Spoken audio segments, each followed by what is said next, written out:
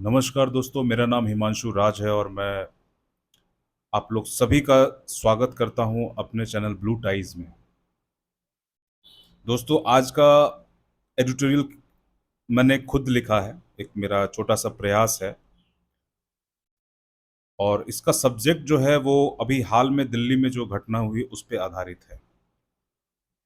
और ये मेरा पहला प्रयास है दोस्तों, और अगर पसंद आए तो आप इसे लाइक, शेयर, सब्सक्राइब और कमेंट करना बिल्कुल नहीं भूलिएगा, अच्छा या बुरा जो भी।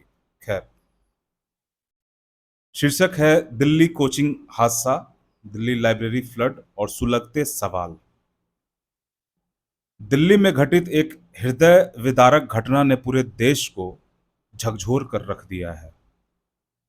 तीन छात्र, दो लड़की एक लड़का की मौत बेसमेंट में स्थापित अवैध रूप से लाइब्रेरी में शाम के समय हुई भारी बारिश के पानी का अचानक से भर जाने से हुई। पानी का बहाव इतना तेज था कि महज 3 मिनट में ही 12 फीट पानी भर गया।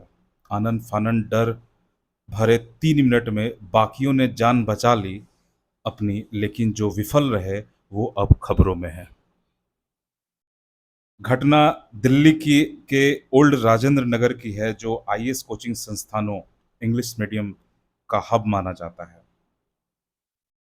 दिल्ली में ही स्थित मुखर्जी नगर इलाके व आसपास हिंदी माध्यम छात्रों का हब है, जो तैयारी के लिए यहाँ आते हैं और पीजी हॉस्टल और रूम मालिकों के मनमाने पैसे के बावजूद अपनी सक्षमता के हिसाब से इन परेशानियों में ढल रच बस जाते हैं। एक बात गौरतलब है कि पिछले वर्ष जून 2023 में मुखर्जी नगर इलाके में कोचिंग में आग लगने से छात्रों की मौत हुई थी। कईयों ने बिल्डिंग से कूदकर अपनी जान बचाई थी, जिसका वीडियो हमने न्यूज़ चैनलों पर और अपने यूट्यूब पर देखा था। सवाल यह है कि इसका जिम्मेदार कौन है? जो शिक्षा का एक प्रमुख केंद्र माना जाता है, दिल्ली, यानी जो कि शिक्षा का एक प्रमुख केंद्र माना जाता है, अक्सर छात्रों के लिए असुरक्षित व खतरनाक माहौल प्रदान करता है। यहाँ कई शैक्षणिक संस्थान और हॉस्टल भीड़ भाड़ वाले इलाके में स्थित हैं, जो मानसून की वर्षा से अर्बन बाढ़ की चपेट में आ जाते हैं और छात्र अक्सर ऐसी परिस्थिति में जीवन यापन करने को मजबूर हैं, जहां अक्सर स्वच्छता, सुरक्षा और सेहतकारी खान-पान का अभाव रहता है। बहरहाल, देश की राजधानी दिल्ली में यह हाल है तो देश के बाकी शहरों में सो कॉल्ड शिक्षा हब का क्या हाल होगा? मसलन प्रयागराज, पटना, लखनऊ, बनारस, इंदौर, भोपाल, कोटा व तमाम टियर 2 और 3 शहर, साथ ही राज्यों की राजधानियां। इन शहरों में छात्रों का जीवन न केवल शारीरिक बल्कि मानसिक रूप से अधिक तनावपूर्ण होता है। वे बेहतर शिक्षा, चमकीले भविष्य की उम्मीद में अपने घरों से दूर आते हैं, लेकिन उन्हें मिलती है डर, असुरक्षा, अमानवीय स्थितियां, और वे पढ़ाई व सुरक्षा के बीच असहनीय संघर्ष में झूलते रहते हैं। कोटा, राजस्थान, जो इंजीनियरिंग एवं मेडिकल तैयारी के हब के लिए जाना जाता है, वहां से आए दिन आत्महत्या की खबर भी आती रहती है।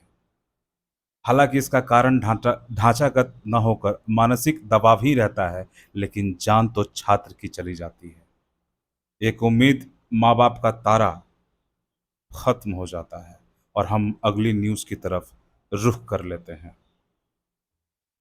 दरअसल छात्रों की प्रवृत्ति अलग मिजाज की होती है।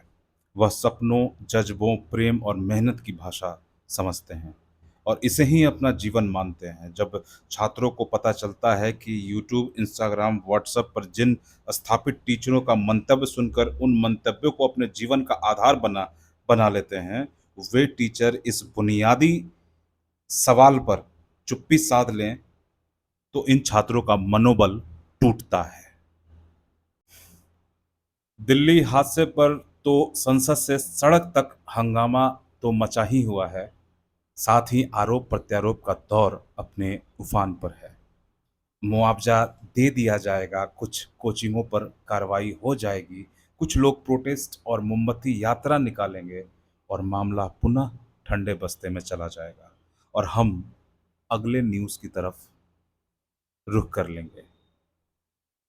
समस्या का जड़ जब तक न खोजा जाए, तब तक ये घटनाएं अपना रूप बदलकर जान लेती रहेंगी, उम्मीद के दिए को बुझाती रहेगी।